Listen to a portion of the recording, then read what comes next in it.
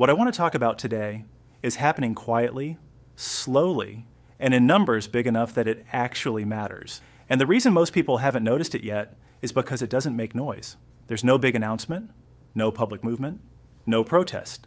It just happens. One man at a time, in small towns and quiet neighborhoods, in houses these men own, in mornings they answer to nobody but themselves. What we're talking about is men, not broken men, not angry men, not men who tried and failed, but capable men, men who are doing well, men who had real relationships and real options, making a calm, quiet, permanent decision to build their lives without a woman in them. Not for now. Not while they figure things out. For good. And here's what breaks people's thinking when they first hear that. These men are not miserable. They are not lonely. They're not sitting at home on a Friday night wishing things were different. Most of them will tell you, if you actually talk to them, that the life they are living right now is the best life they have ever had. I call this the final exit. And the reason I think it's worth talking about seriously is not because it's controversial, it's because of who is doing it and why. When men who had everything it takes to make a relationship work, men who were ready, men who had the money, the emotional maturity, the willingness, when those men look at what modern relationships actually cost and decide it's just not worth it anymore, that's not one man's personal problem. That's something much bigger going on, and it deserves an honest look. Stay with me because this is deeper than it first sounds. Now, the first thing we need to get straight is what this actually is, because it keeps getting mixed up with things that have nothing to do with it. And those mix-ups matter because they change how people understand the whole thing. This is not the men going their own way movement the way most people picture it. That world has a certain feel to it. There's anger in it. There's a need to be seen making the choice, to announce it, to make sure everyone knows you've walked away. The men I'm talking about are nothing like that. They're not making announcements. They're not building audiences around their decision. They simply decided something and then got on with their lives, quietly. Without needing anyone to understand it or approve it, this is not men who got hurt and couldn't move on. Not men carrying bitterness from a bad breakup or a rough divorce. The energy is completely different. When you actually talk to men who have made this choice, what stands out most is how calm they are, how settled, how genuinely unbothered. Not in a way that feels forced or performed, in a way that feels like a man who made a hard decision a long time ago and has had plenty of time to see that it was the right one. This is also not men who gave up or checked out, or are hiding from life. These are not men living small, uncomfortable lives in quiet sadness. The men making this choice tend to have good careers, their own homes, financial stability, and more freedom in their day-to-day lives than most people they know. They are not diminished. In most cases, they are thriving. So what is this then? The final exit is a calm, permanent decision made by men who have built good lives for themselves, who have enough money, enough self-awareness, enough life experience to look clearly at what a relationship would actually cost them and decide they would rather keep what they have. It is choosing the life you can build on your own over the life you might get through a relationship. And it is not made from a place of pain or defeat. It is made from a clear, honest look at the full picture. These men looked at what relationships actually are. Not what they look like from the outside, not the version we see in movies, but what they actually feel like to live inside for years and years. And they chose differently. Now let's talk about who these men actually are, because this is where most people's understanding falls apart completely. These are not men who couldn't get a woman if they tried. That's the easy dismissal, and it's almost never accurate. The men making this choice tend to be financially stable, professionally established, and in many cases men who had serious relationships before. Some were married. Some were with someone for years. They are not men who never figured out how to be close to another person. They figured it out. They did the work. And it was that experience, the real, lived experience of what long relationships actually feel like over time, that became the main reason they eventually decided to stop. These are not young men reacting to a bad experience in their 20s. The final exit happens most often when men are in their 40s, 50s, sometimes older, after the long relationships, after the marriages, after enough years of real experience to know clearly what they're choosing and what they're walking away from.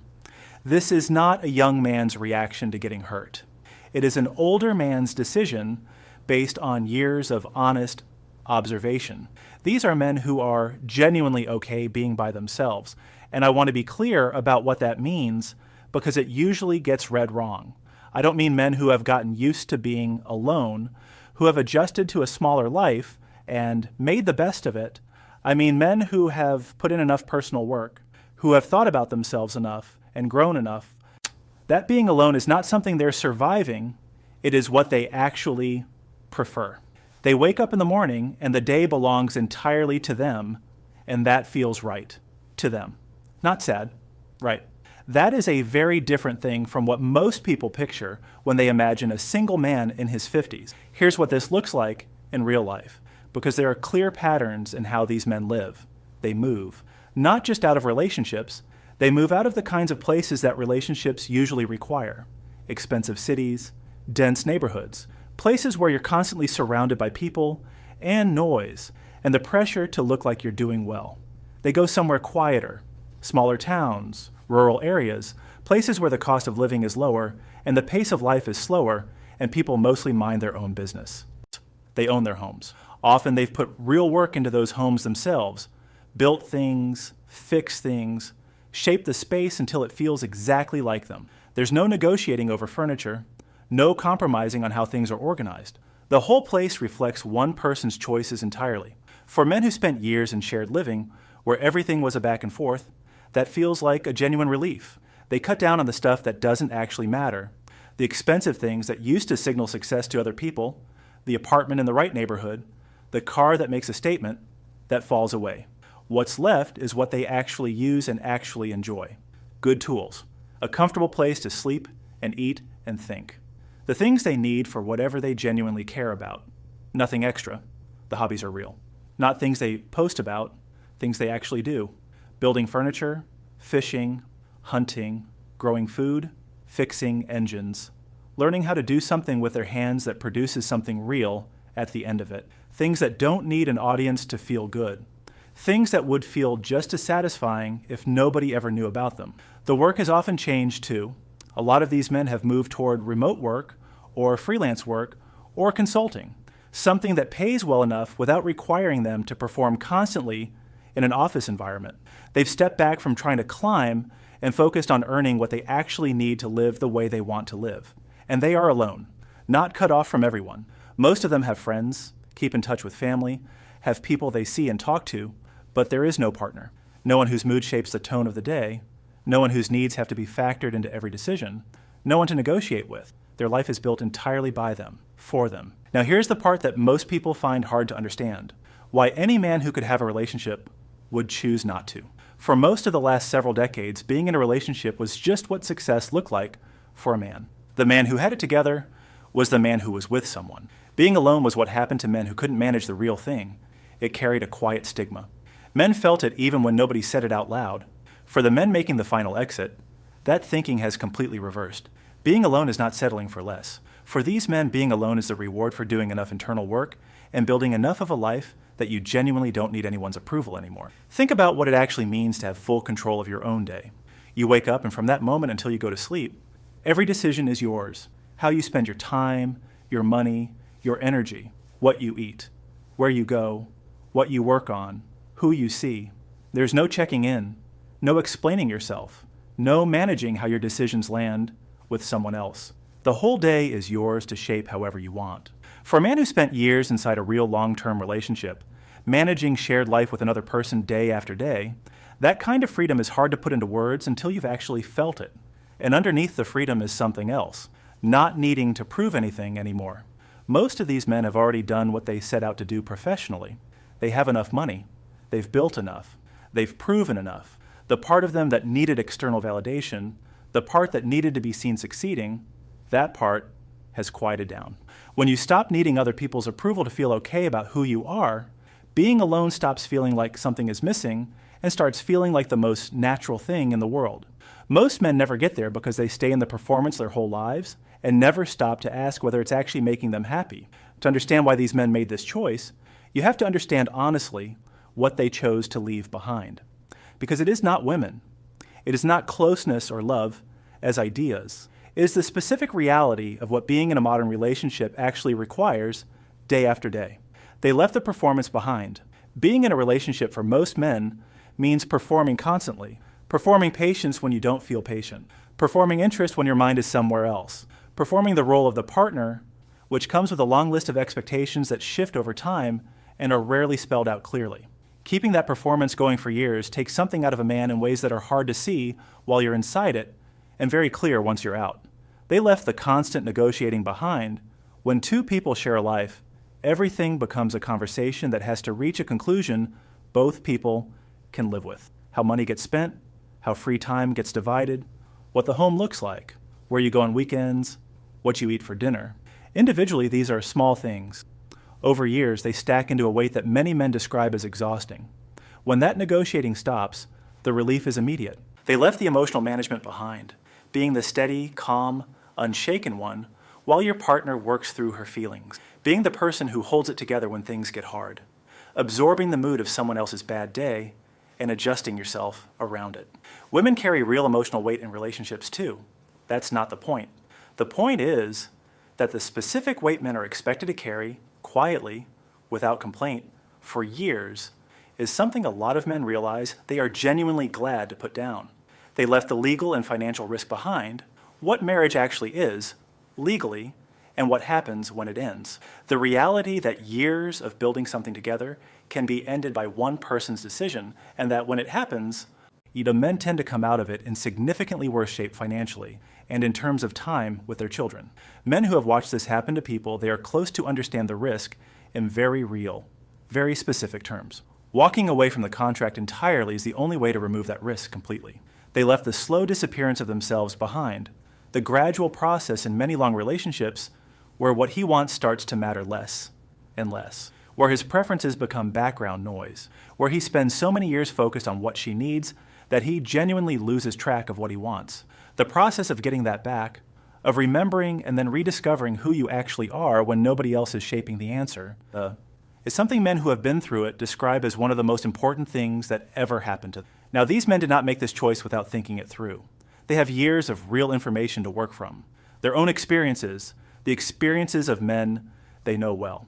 And what that information shows them leads to a conclusion that makes complete sense when you look at it honestly. They've seen what divorce actually looks like up close. Not the statistics, though, those are real. Half of marriages end.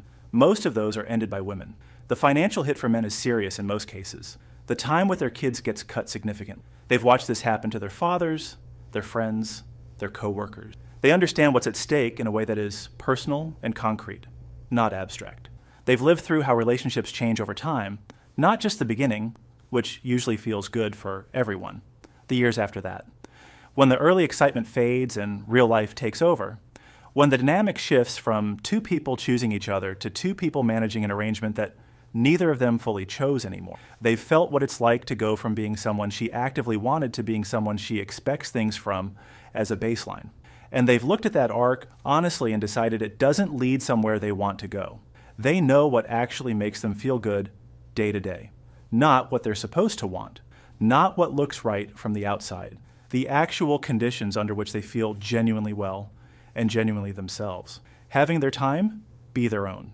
Work that actually interests them, a space that feels like them, not having to manage anyone else's feelings on top of their own.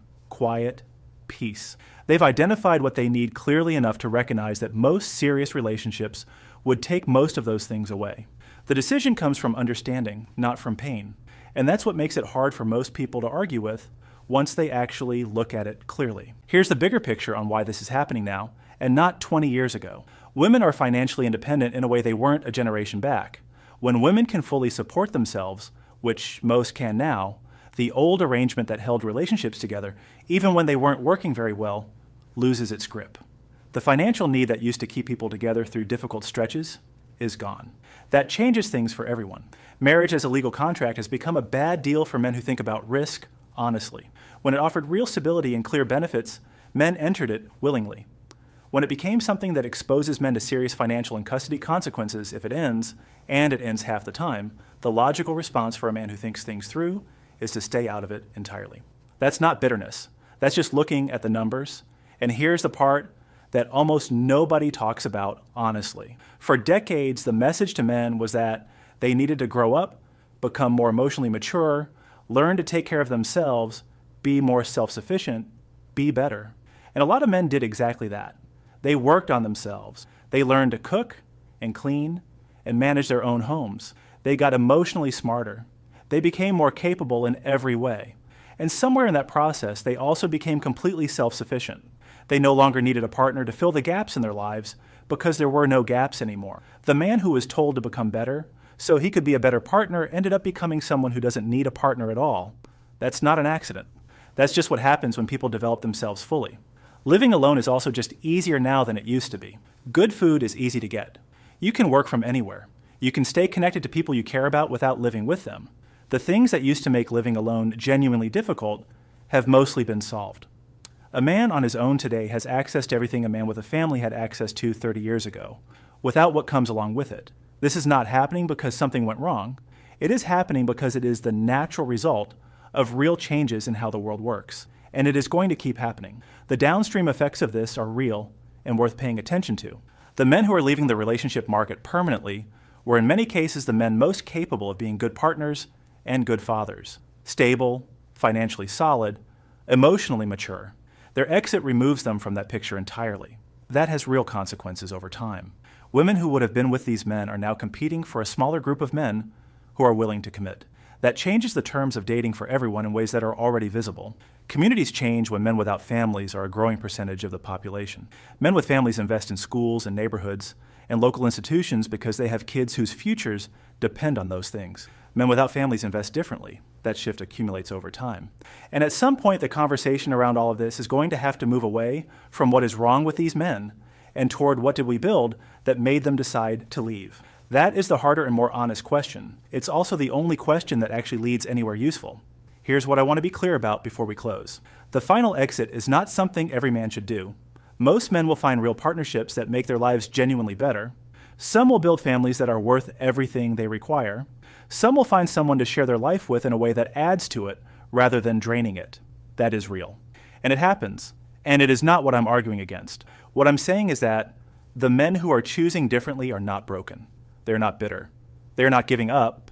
They looked at what modern relationships actually are, what they actually feel like to live inside for years, what they actually cost, and they decided the life they could build on their own was better. And by most measures, for most of them, they were right. When men who had everything it takes to make a relationship work look at the whole picture and decide it's not worth it anymore, that's worth paying attention to. Not to judge them, not to argue with them, but to understand what they are actually telling us about the state of things. That's the real message here, and it deserves to be taken seriously. Drop a comment below. Are you on this path? Have you thought about it? Do you know men who have made this choice? I want to know where people actually are with this because the conversation in the comments on this topic is always more honest than the one happening anywhere else. Subscribe because this channel is going to keep looking at what men are actually doing and why they're doing it, not the version of it that's easy to dismiss, but the real version. Take care of yourself.